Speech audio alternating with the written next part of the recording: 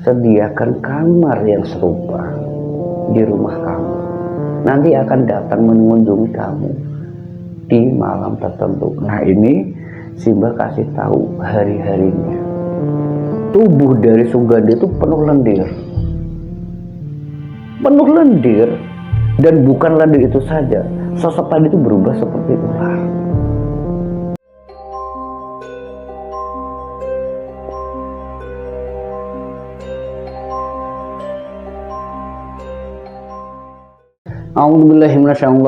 Bismillahirrahmanirrahim. Assalamualaikum warahmatullahi wabarakatuh. Alhamdulillah wa syukurillah wa ni'matillah la haula wa la quwwata illa billah. Amma ba'du. Jumpa kembali seperti biasa bareng Pak Ade di cerita misteri pesugihan.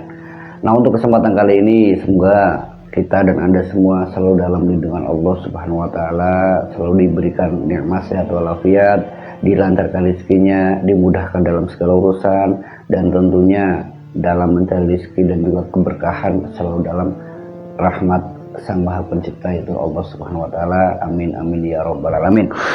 Nah, untuk kesempatan kali ini Pak Ade akan menceritakan satu kisah pesugihan kawin dengan siluman ular.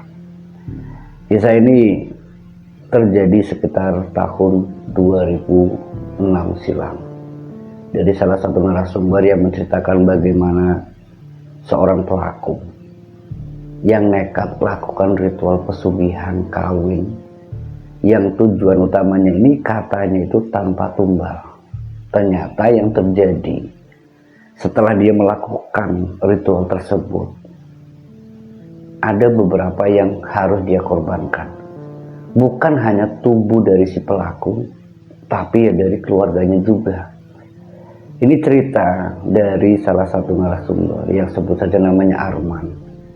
Dia ini nganter pelaku yang tentunya tahu bagaimana pelaku ini bisa melakukan ritual bahkan sampai menimpa keluarganya.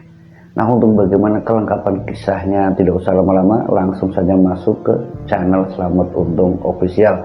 Namun sebelum lebih lanjut, seperti biasa sebelum cerita ini Pak Ade gelar lebih dalam, Pak Ade tak derek ngopirien kersane mana mantap. Bismillahirrahmanirrahim. Alhamdulillahirabbil alamin. Mana mantap.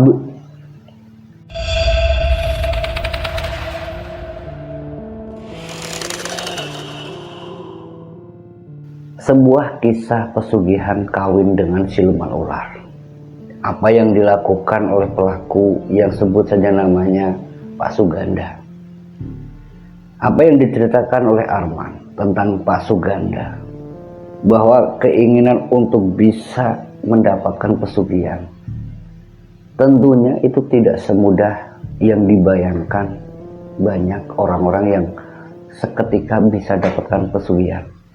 Karena dari ceritanya Pak Arman tentang Pak Suganda, bagaimana kok Pak Suganda ini bisa langsung atau nekat sampai ke pesugihan kawin, apalagi dengan kawin siluman ular. Apa yang diinginkan oleh Pak Suganda tak lepas dari masalah keluarga, masalah kemelaratan. Pak Suganda tinggal di sebuah rumah yang rumah itu terbilang sangat sempit. Hanya 2 kamar yang dihuni 5 anggota keluarga, termasuk dirinya, anak-anaknya. Keadaan tersebut lebih diperparah lagi dengan penghasilan seorang Pak Suganda yang sebagai penjual keliling, penjual mainan anak-anak. Dia jajakan dari satu sekolahan ke sekolahan yang lain. Sementara istrinya Pak Suganda sendiri, keadaan fisiknya, maaf, ini memang tidak seperti ibu-ibu atau wanita yang lain. Agak sedikit kekurangan secara fisiknya, ya cacat lah bahasanya. Jadi tidak bisa sepenuhnya ngebantu Pak Suganda. Itu memang sudah cacat fisik dari lahir. Jadi hanya bisa ngebantu untuk ngurusi kebutuhan keluarga, ngurusi anak-anaknya. Untuk keluar dagang, itu kayaknya ya berat. Apalagi keadaan tersebut yang membuat Pak Suganda kala itu harus berjuang untuk bisa menafkahi keluarganya, anak-anaknya juga. Ini menjadi sebuah tantangan hidup, perjuangan hidup yang sangat berat bagi Pak Suganda. Keinginan untuk bisa, maaf ya, renovasi rumah saja itu kadang menjadi sebuah impian yang sangat-sangat besar. Sampai bahasanya genteng rumah saja kalau udah bocor, itu udah bisa dia benerin. Ya karena sehari dia kerja, itu ya untuk kebutuhan seharinya dia itu kadang kurang. Sampai kadang dia nggak makan, bahasanya tuh nggak makan itu ya kadang ya seadanya, yang penting anaknya makan. Dan itu terus berlanjut dari tahun ke tahun yang sampai hanya membuat seorang Pak Suganda itu merasa muak. Maaf bahasanya Pak Suganda yang diceritakan ke Arman, yang juga disampaikan ke Pak Adi kala itu, muaknya seorang Pak Suganda itu seakan-akan hidup itu gak adil. Bagaimana kok gak adil? Ya karena dia sebagai seorang kepala keluarga itu Pak Suganda udah berjuang sampai keringat, sampai panas hujan, dia berusaha sebisanya, namun hasilnya begitu saja. Jadi seakan-akan keadilan dari, maaf ya bahasanya Pak Suganda ke Arman itu ya keadilan sama penjajah itu udah adil. Tapi sebenarnya apa yang diceritakan oleh Pak Arman bahwa itu hasil dari perjuangannya Pak Suganda untuk kepentingan keluarganya, nanti bisa dinikmati. Mungkin kelemahan dari Pak Suganda kala itu memang tidak bersyukur, kurang pondasi iman, karena pada dasarnya seorang Pak Suganda memang tidak sekolah. Jadi secara pengetahuan atau wawasan itu terbatas, jadi hanya bisa dagang ya itu saja, skillnya tidak ada. Sampai akhirnya ketika dia sudah jatuh terpuruk, udah bosan dalam keadaan maaf kemiskinan terus menerus, kepingin beli rumah nggak bisa, buat bayar sekolah kadang nunggak, dihina, dicaci, diejek tetangga keluarganya, itu menjadi sarapan atau santapan sehari-hari Pak Suganda. Ini yang membuat sampai orang yang bernama Suganda itu nekat. Nekatnya kemana? Ya ke dukun, ke tempat pesugihan. Nah waktu itu dia cerita semuanya ke Arman, minta tolong ke Arman, ayo antar aku, ayo antar aku.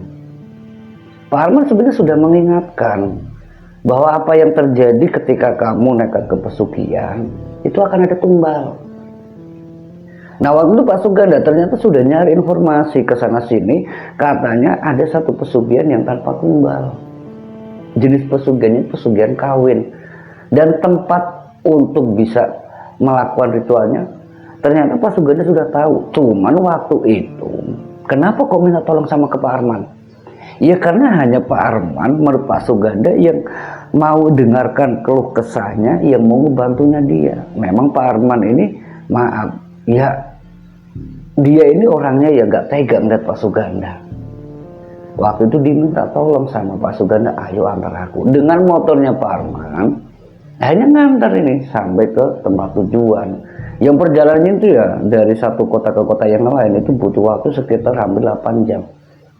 Istirahat itu sampai mungkin 5 kali lah. 2 jam istirahat, sembari ngobrol lagi cerita, sembari dinasihati lagi. Tapi tetap saja kekeh.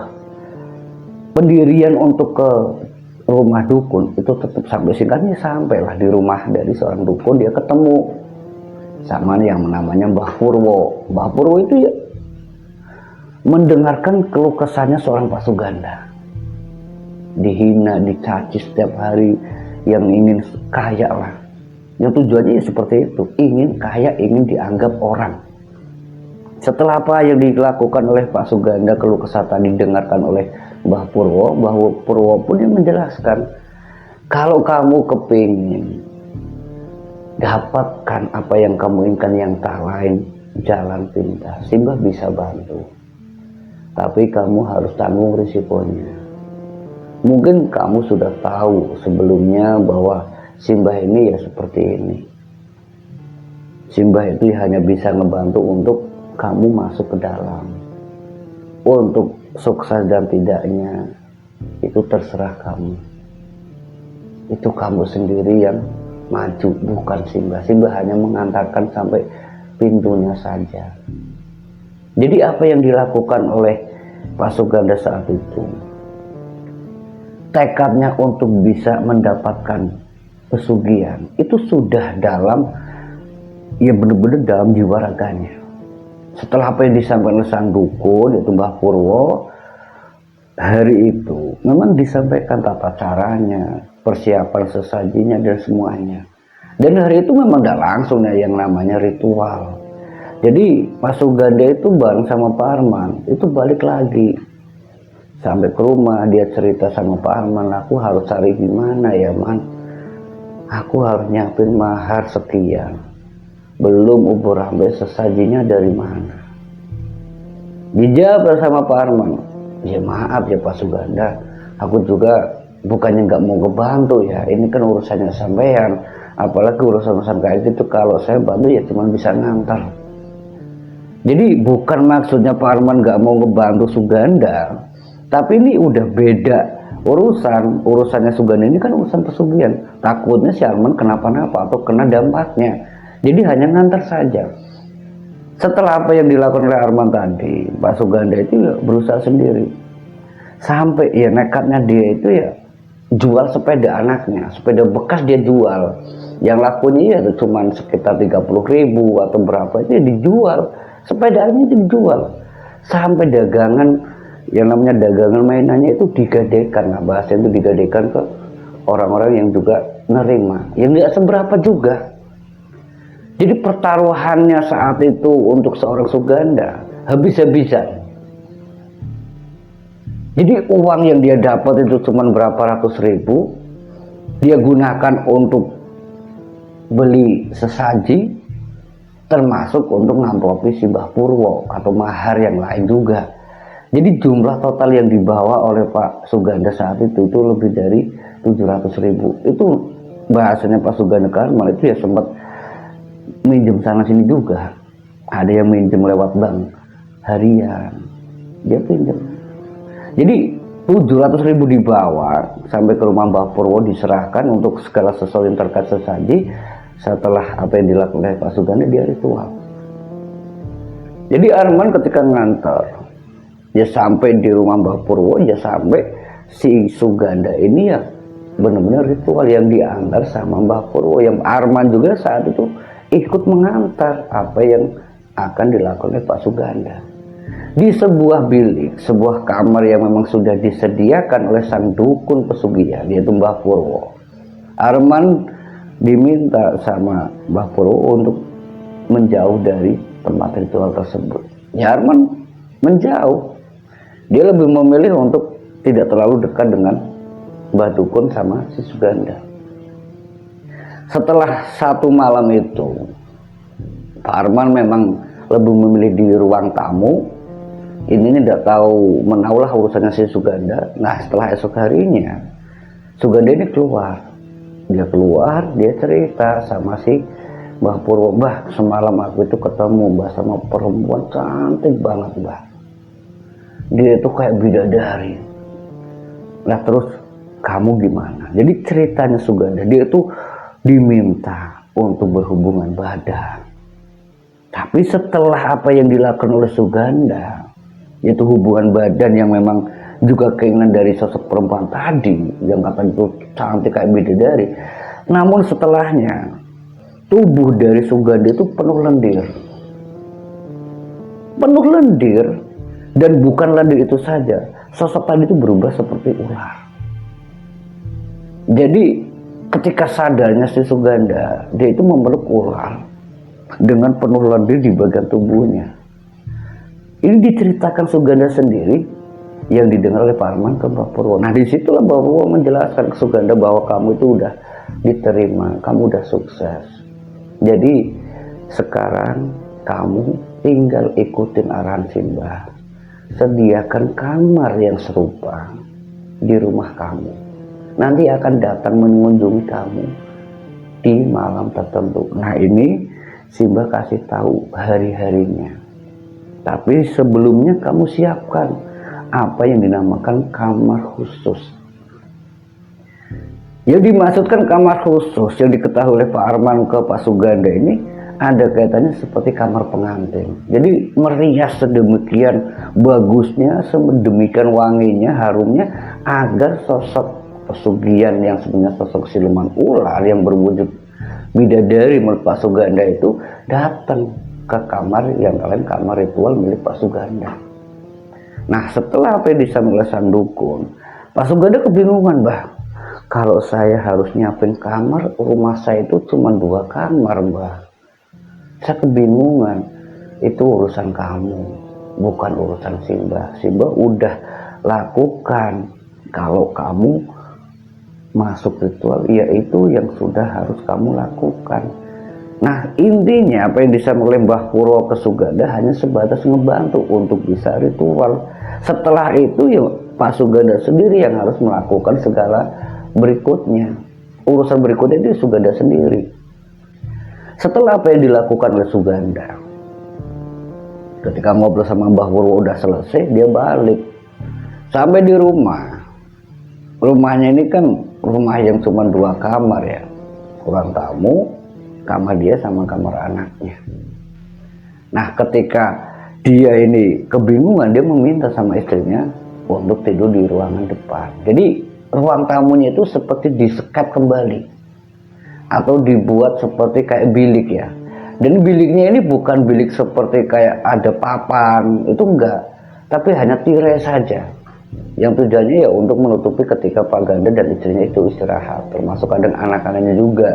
Jadi ruangan tamu itu ditutup dengan tirai, dengan kain seadanya. Nah, ketika apa yang dilakukan oleh Suganda, bahwa istrinya ini juga tahu ternyata kalau Suganda ini nekat ritual pesugihan. Jadi istrinya si Suganda sadar betul kamar utama yang seharusnya untuk dirinya dan istrinya itu digunakan untuk kamar ritual.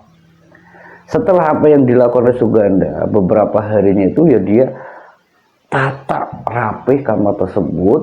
Nah, semenjak saat itu, apa yang dinamakan pesugihan itu memang benar-benar terasa nyata. Dalam tanda kutip, urusan duniawi itu menjadi hal yang sangat mutlak. Apa yang diinginkan oleh si Suganda terpenuhi. Karena dalam waktu 3 hari saja setelah ritual pesugihan kawin tersebut, Pak Suganda itu seperti kayak dapat, maaf ya, harta karun lah bahasanya itu ya. Dia bisa jual emas. Nah, emas ini dari mana? Nah, ternyata dari sisik ular tersebut dijual ke toko emas. Jadi bentuknya emas. Siapa yang diketahui oleh Pak Arman tentang Pak Suganda itu ya wujudnya tuh kayak koin. Ada yang juga yang kayak daun atau ya pokoknya bahasa itu emas lah. Dan itu memang tidak secara detail Pak Arman itu mengetahui bentuk emasnya kayak gimana. Intinya emas lah. Nah, emas itu dijual ke toko emas. Nah, disinilah mulai Pak Arman itu diminta untuk mungkin Pak Suganda ini mungkin diminta sama pesugihannya untuk usaha. Jadi hasil dari jual emas, Pak Suganda ini mulai merintis usaha. Usaha yang dia lakukan ya usaha seperti kayak dulu lagi, usaha mainan keliling dengan naik sepeda. Dia beli sepeda baru, beli sepeda untuk anaknya. Ini setelah 3 hari. Utang-utangnya dia itu juga dilunasi. Nah, setelah lebih dari 1 minggu ini sangat signifikan.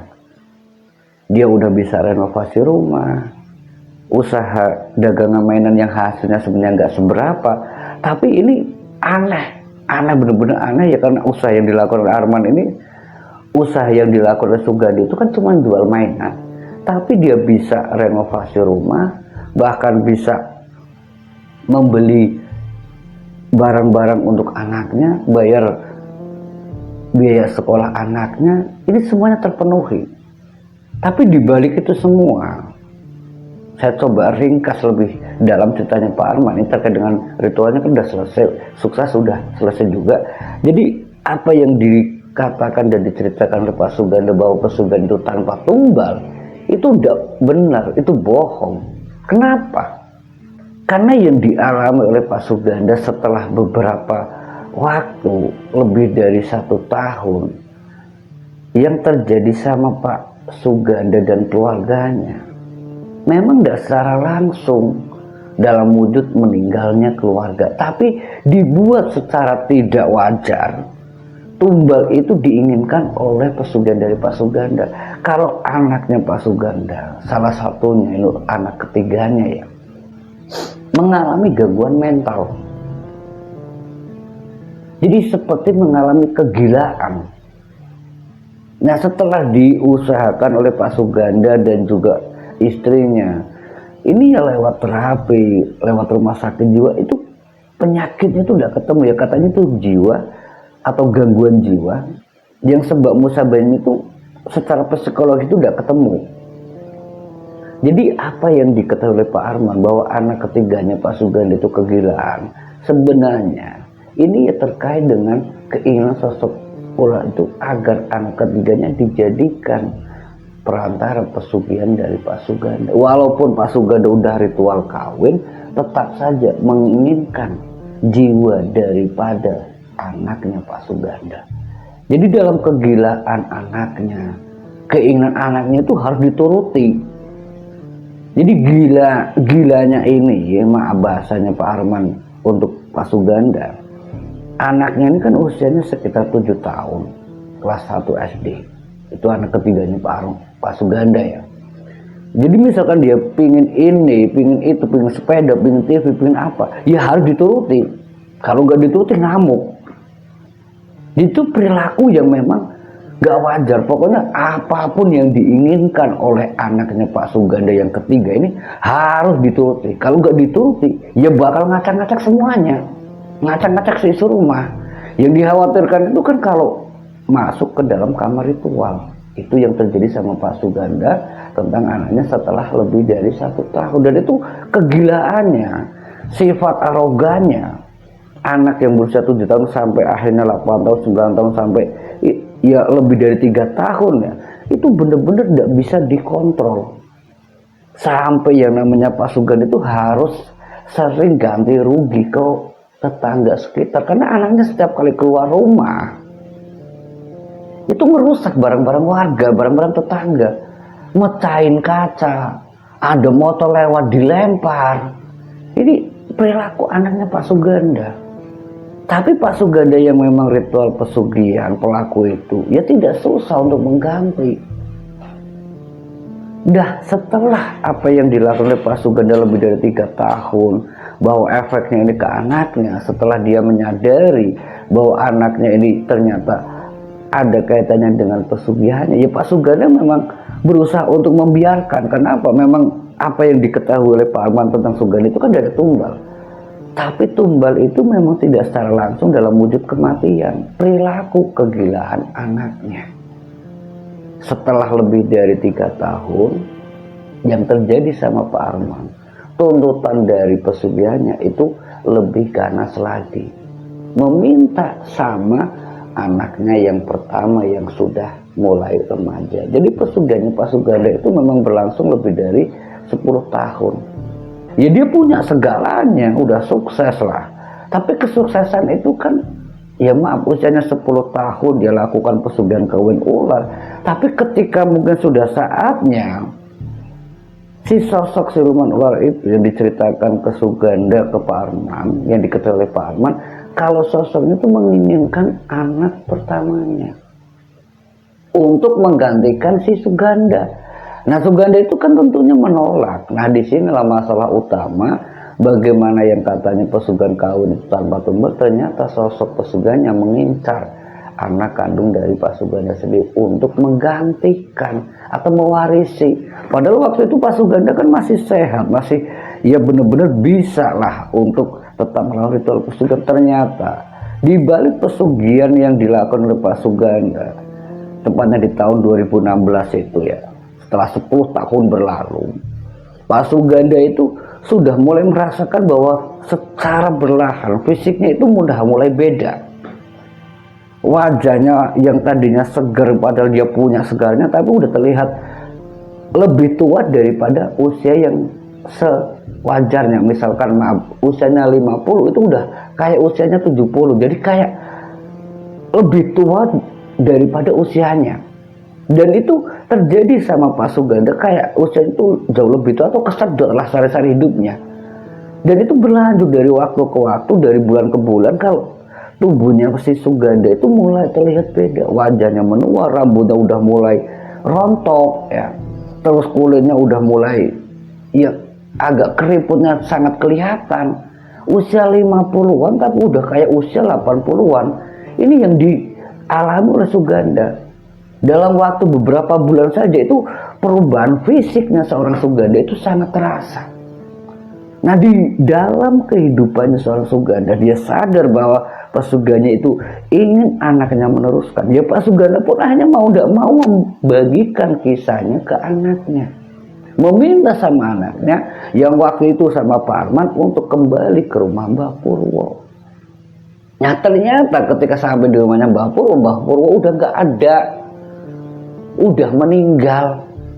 Nah, jadi waktu tahun 2016-an ya, sampai antara hampir 17-an waktu itu pertengahan ya, itu datang ke rumahnya Mbah Purwo bareng putranya yang tujuannya itu ya agar ritual untuk dirinya dan anaknya bisa berlanjut. Jadi anaknya tahu kalau bapaknya itu pelaku pesugihan dan anaknya ini ingin mewarisi pesugihan bapaknya.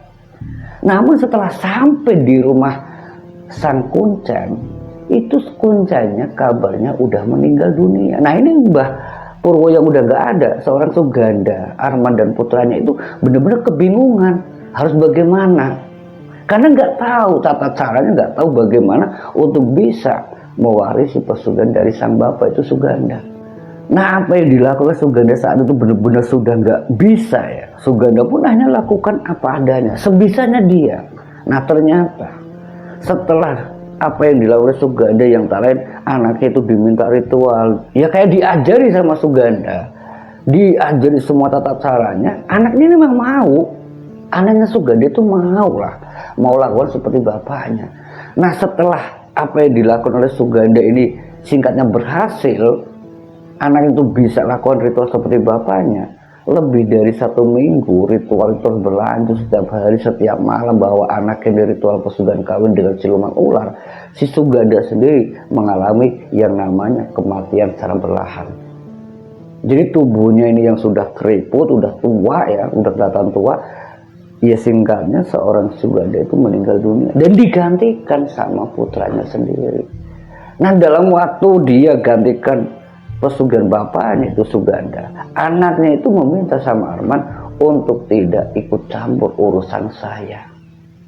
Intinya anaknya itu meminta sama Arman, bahkan mengancam sama Arman kalau urusan ini jangan ikut campur. Jadi arogannya atau sifat sombongnya seorang anaknya Suganda ketika udah ritual pesugihan itu tidak mau diurus atau diatur-atur sama Pak Arman. Nah, Pak Arman sendiri sadar bahwa ini udah kaitannya dengan warisan pesugihan, yang akhirnya apa ya, Pak Arman sendiri memang tidak mau ikut campur urusan keluarga dari si Suganda yang paling udah diteruskan sama anaknya.